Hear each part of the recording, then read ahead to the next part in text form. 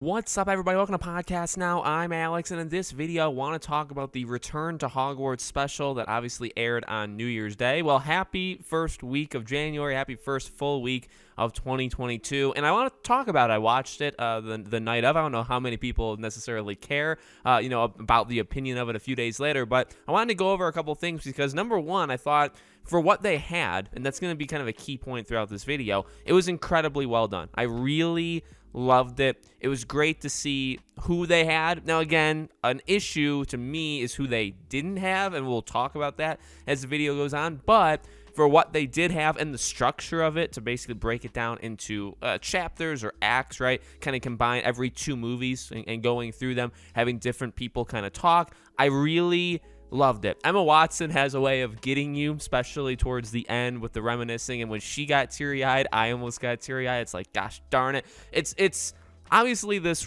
special is only going to be special to you if, you care about the movies, right? Anybody that's not a fan of any of these things, when you watch a behind-the-scenes thing or documentary or a special kind of anniversary like this, it only holds meaning relative to how much you value that property. And I value Harry Potter quite highly. And I sometimes forget how high I think of it because I do think it's in my top 5, maybe even top 3 franchises of all time. I grew up on it like I think many people did. I was, I'm a little bit younger than them by like 6, 7, 8 years, but I still relatively feel like I grew up as they grew up. And I guess everybody in a way did that. But it'll always be so special to me. So yeah, when she did get teary-eyed and when she started crying with her, and Rupert, right, I was like, oh God, like that's so good. Like even the decisions of making them. Well, I was happy that them kissing each other. I didn't know some of the stuff. Some of the behind-the-scenes stuff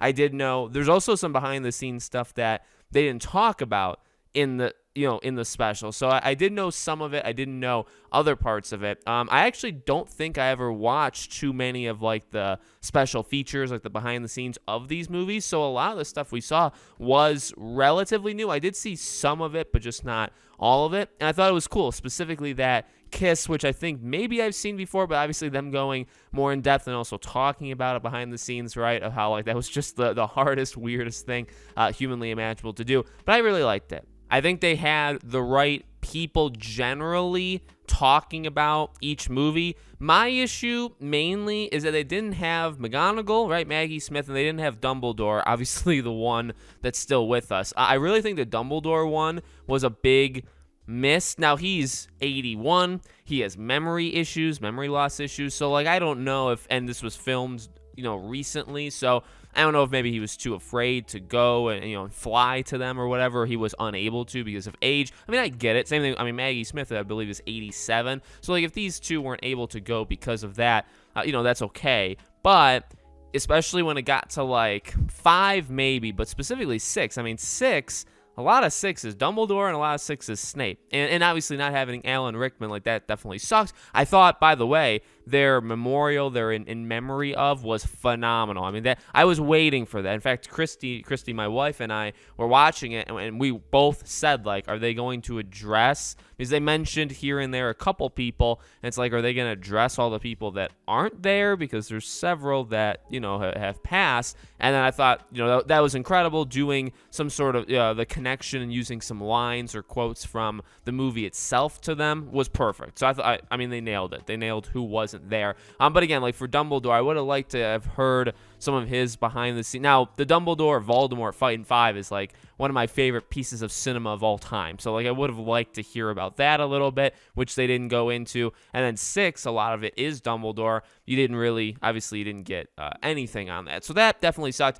The other thing, which is controversial, so I'm going to be careful how much I go on it, but I do think it was a low blow. I'm going to stick with that as my controversial opinion, to not include J.K. Rowling and / to include her in the way that it did. It was very, in my opinion, it was funny. Okay, now, because every time you had her on screen, which I think was 2 or 3 times max, in the top right corner, you had to tell everybody that it was an interview separately done from this special back in 2019. So you had to really make it apparent that she had no part of the special.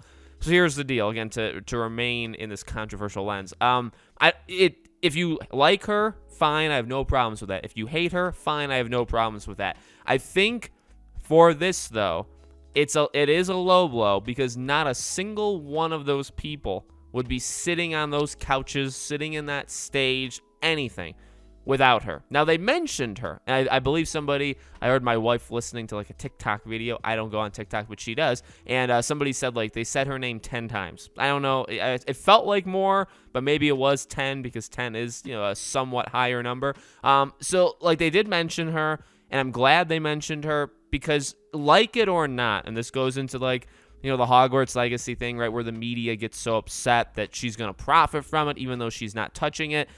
And obviously for this, she had a little bit more hands-on, a little bit, right? Obviously a lot, but like it wouldn't be possible without her. So I know she said some things that have offended some people and also not offended some people, and some people have backed her and some people hate her, okay? That's the way I don't even know what to say, you know what I mean? But her importance literally cannot be overstated. Harry Potter is her, or she is Harry Potter. So I don't know. It felt like a pretty low blow to, number one, not have her there. I know maybe half the cast hates her, but the other half of the cast maybe doesn't hate her. So that's one thing. Secondly, they all have jobs, and they're all known and recognized because of her. That's it. They would not be there if she didn't exist. So you got to, in a way, in my opinion, kind of suck it up. And even if you didn't want to do that, fine. The way they did it, again, was kind of comical in the way where it's like, well, you don't have to tell us every time. And again, like, it was there the whole time. It's not like it popped up in the beginning when she was talking and went away. No, it stayed up there the entire time saying, like, no, this was an interview separately done. We had nothing to do with this. We're just going to take it and use it in our thing. So that, to me, again, I think the biggest strengths of this, obviously, were the nostalgia. But I think the structure of it was really well done. It was great seeing visually them again, having them talk to each other, specifically like the main three, like their little banter throughout it.